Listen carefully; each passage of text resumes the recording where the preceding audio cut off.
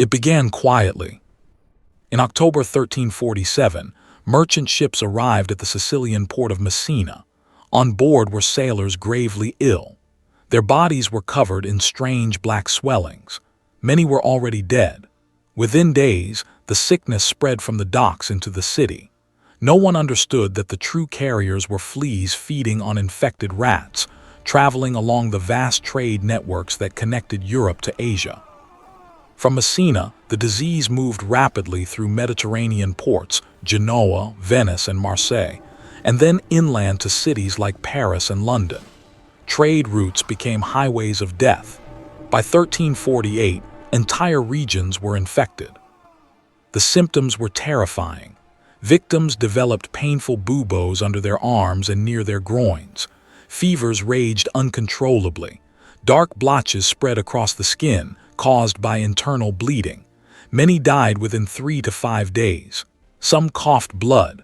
Others fell delirious before collapsing. The speed of death shattered society. Villages were emptied. In cities, carts carried piles of corpses to mass graves.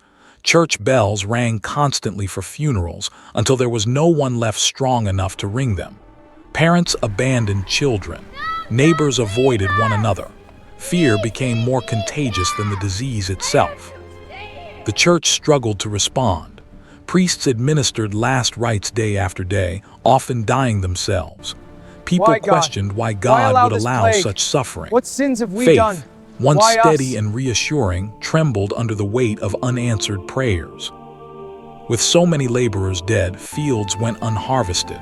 Livestock wandered untended. Trade stalled. Hunger followed disease.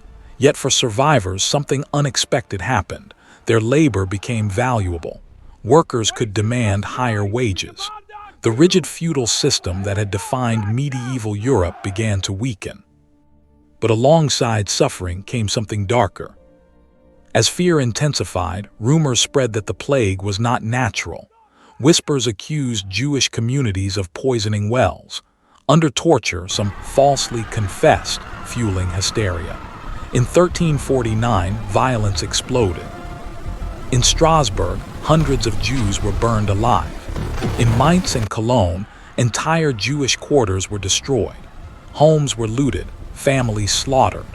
These were communities that had lived in Europe for centuries. Many survivors fled eastward toward Poland and Lithuania, where some rulers offered greater protection. The plague did not create anti-Semitism, but it magnified it. In a time of overwhelming terror, people sought someone to blame. Instead of unity, there was persecution.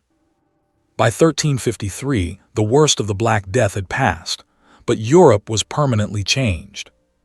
Between 30 and 60% of the population was gone, tens of millions of people. Entire bloodlines vanished. Monasteries stood empty. Farmland returned to wilderness. The psychological scar ran deep. Art and literature became obsessed with death. Images of skeletons dancing with the living, the dance macabre, reflected a society that had stared into the abyss. Yet transformation followed devastation. With fewer workers, peasants gained leverage. In some regions, serfdom declined. Land changed hands. Social mobility increased. Old hierarchies cracked. Some historians argue that this demographic collapse helped lay the groundwork for future cultural and economic shifts, including the Renaissance. But progress came at immense cost. The Black Death revealed how interconnected the medieval world had become.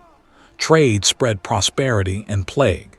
It exposed the fragility of institutions, the limits of medical knowledge, and the volatility of fear. It showed both the resilience and the cruelty of human societies under pressure. When the silence finally settled over Europe, the continent was smaller, grieving, and forever altered. The Black Death was not just a pandemic.